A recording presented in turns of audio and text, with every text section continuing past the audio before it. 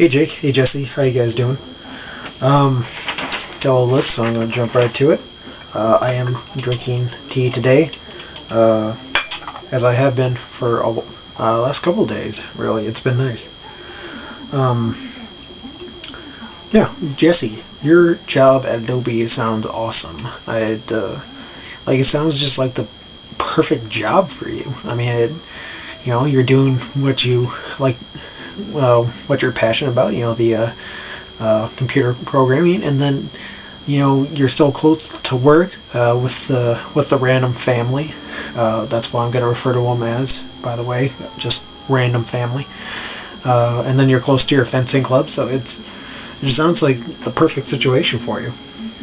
I do have a question. In your video, there was a little square in the background, and I was wondering if that was some sort of a picture or painting. It seems a little weird that because it was white, or maybe it was like some sort of a I don't know, like a whiteboard, maybe. I don't know. So, just curious to know what that thing in the background was.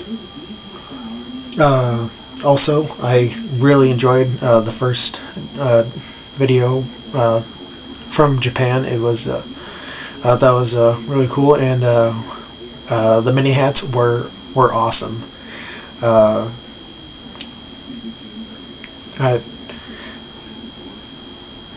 I'm not going to say that I want one because it wouldn't go with anything I own, but maybe I would own it just to hang it up and have it be a spectacle. I don't know. Yeah. Before I get into Jake's stuff, I want to tell you guys a little story about what happened to me today.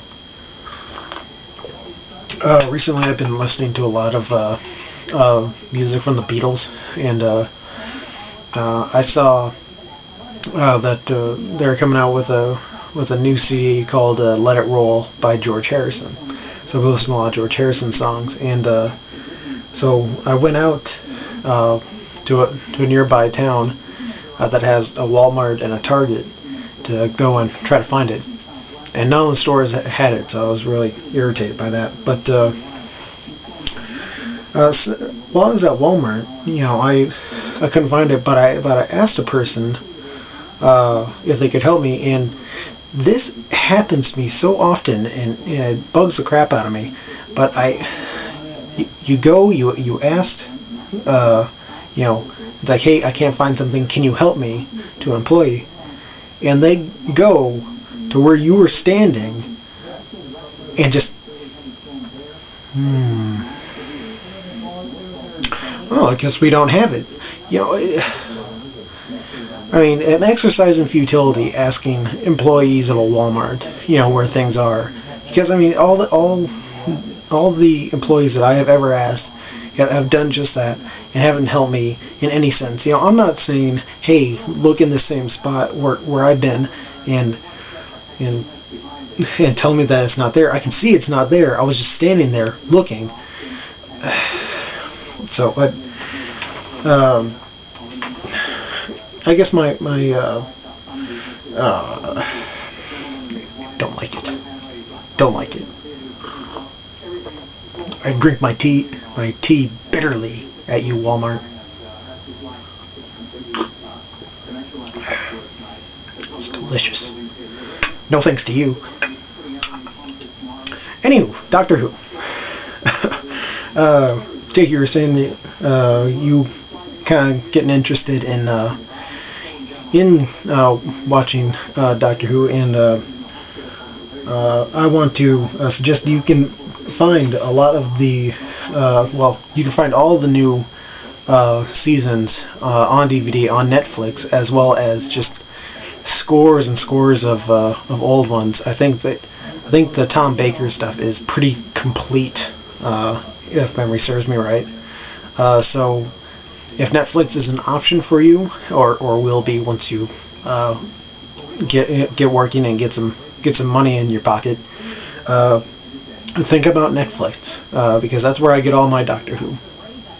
Also, you're on there to if you sign up for Netflix, you also get you're able to watch instantly, and you are able to watch all majority of the episodes of season 1 and 2 and all the episodes of season 3 online. And then there's just tons and tons of old Doctor Who that you can watch online, going as far back to the first Doctor.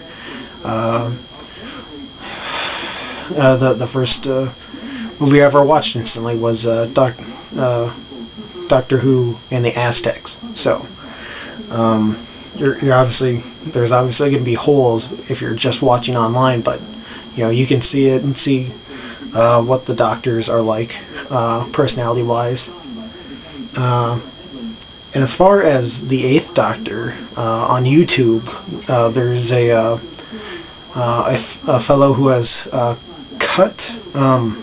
If you know, Doctor Who's arch nemesis is the Master, and so in the 1996 television movie, this fan was so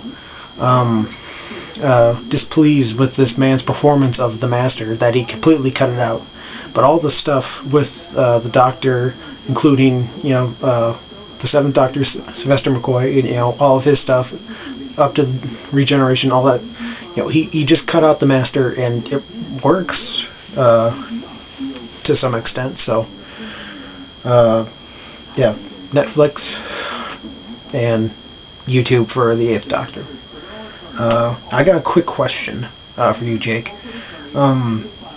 In the United States, the new series of Doctor Who, they're extremely expensive to buy. In a store like I believe, it's at least $100 for any given season of the new series. And I was wondering, if that is all just because of the importing. So what's the price of a DVD box set of the new series in the UK? And you can tell me in pounds. I can figure out what it would be in US dollars. But yeah, so that's my question posed to you. Let's see. Oh, okay.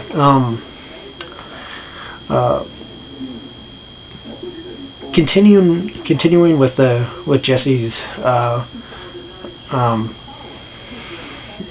suggestion of Zelda, I agree that a lot of Zelda games are a lot like Shadow of the Colossus in the fact that you are a very you're a man, and then you're fighting these gigantic monsters. Now, Shadow of the Colossus, the monsters are they are so much bigger than what they are in Zelda. But it's still the same thing. Where you have to hit certain parts of the monster before they can before they get to the sweet spot and then kill them. So it's very similar, and I would think that majority of the Zelda games, they are a combination of like Echo and Shadow of the Colossus, where there's a lot of puzzles, but there's the boss battles and fighting that you have to get through.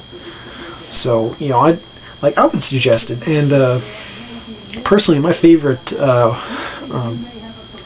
Legend of Zelda game is for the Super Nintendo, A Link to the Past. And I like it because it's very story heavy, because it's a Super Nintendo, so the graphics aren't really all that great. So it's good. But I would also check out Zelda Wind Waker for the Nintendo 64. Not the Nintendo 64. What am I talking about? The GameCube. Got it right here. Wind Waker. And I suggest this because